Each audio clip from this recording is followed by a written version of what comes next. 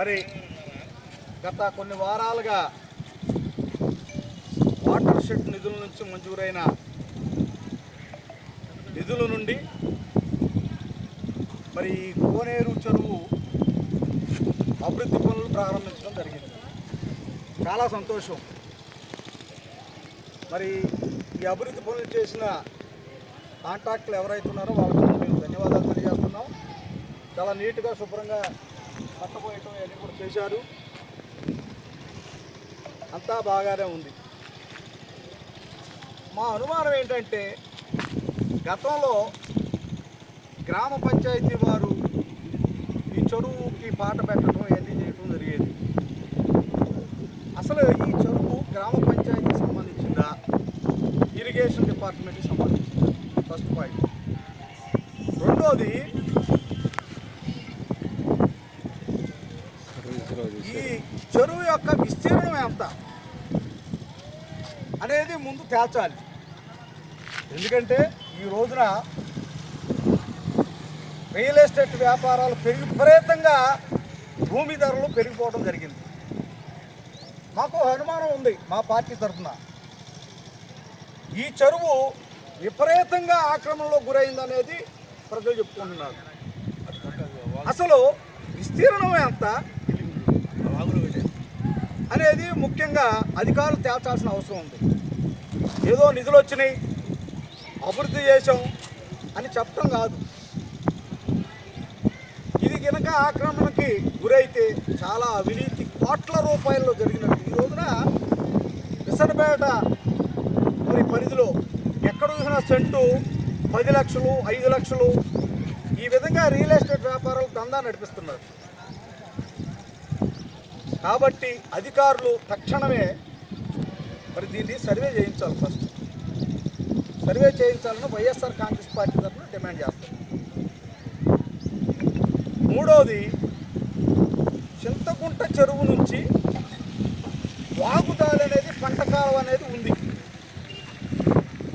మరి ఆ పంట కాలువ ఎంత విస్తీర్ణంలో ఉంది, ఎవరు ఆక్రమణలో ఉంది అనేది అధికారులు నిగ్గుదేల్చాలి.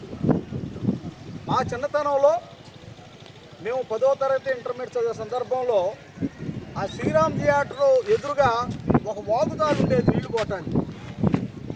కొంతమంది ఇటు నీళ్లు రావడానికి వీలేదంటారు, కొంతమంది ఏమో ఆక్రమణలో గురైనవి అంటారు. కాబట్టి నేను అనేది ఏంటంటే అసలు ఈ వాగుదారుల్ని, చెరువు లోతట్టు ప్రాంతాలని కొంతమంది ఉద్దేశపూర్వకంగా ఆక్రమణ జరిపి లబ్ధి పొందే ఆలోచనలో ఉన్నారు. దాని మీద మరి రెవెన్యూ డిపార్ట్మెంట్ వారు ప్రత్యేకమైన శ్రద్ధ తీసుకొని సర్వే జరిగి ఇలాంటి ఆక్రమణకు గురైన భూములు మొత్తం కూడా తిరిగి తీసుకోవాలని మా పార్టీ తరఫున డిమాండ్ చేస్తాం. మరొక విషయం ఏంటంటే ఈ చెరువుకు సంబంధించి ఆక్రమణలు జరుగుంటే ఆక్రమణదారులు అందరి మీద కూడా చర్యలు తీసుకోవాలి. అంతేగాని కొంతమంది మీద చర్యలు తీసుకొని కొంతమంది మా చుట్టాలని కొంతమంది వదిలేయటం అనేది కరెక్ట్ కాదు. ఏదైనా రెవెన్యూ అధికారులు నిష్పక్షపాతంగా మరి ప్రభుత్వం ఎంతో ప్రతిష్టాత్మకంగా చేపట్టి లక్షల రూపాయలు దీని అభివృద్ధి కోసం చేశారు. ఆ అభివృద్ధి చేసిన డబ్బులకి విలువ ఉండాలి అంటే అధికారులు నిష్పక్షపాతంగా ఈ విషయాల్లో వాళ్ళు పనితీరు ఉండాలి. రెండవది, ఈ చెరువుని ఇంత సుందరంగా తీర్చిదిద్దుతున్నారు కాబట్టి ఈ చెరువు మీద ఆజమాయిషిగా ఒక వ్యక్తిని నియమించి చూడండి, ఇప్పుడు ఇంత చేశారు. ఈ చెరువులో ఎక్కడ ఉన్న చెత్త చెదారం, ఆ ప్లాస్టిక్ సంచులు ఇవన్నీ కూడా ఉన్నాయి. మరి అవన్నీ కూడా తీసేసి మంచినీళ్ళు అనేవి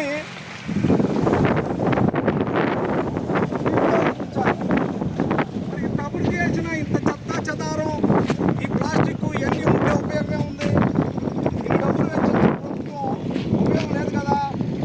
ఈ చెరువును కూడా శుభ్రపరచాల్సిన బాధ్యత ప్రభుత్వానికి ఉంది. దానికి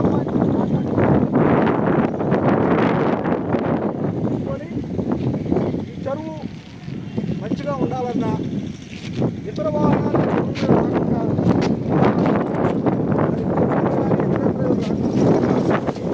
కూడా కంచె ఏర్పాటు చేస్తే బాగుంటుందని మా డిమాండ్. మరి దీన్ని ప్రభుత్వం దృష్టి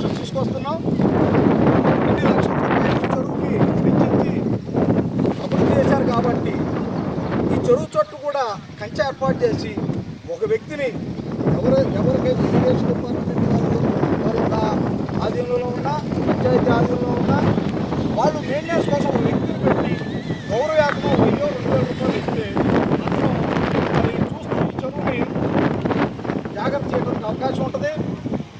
ఏదేమైనా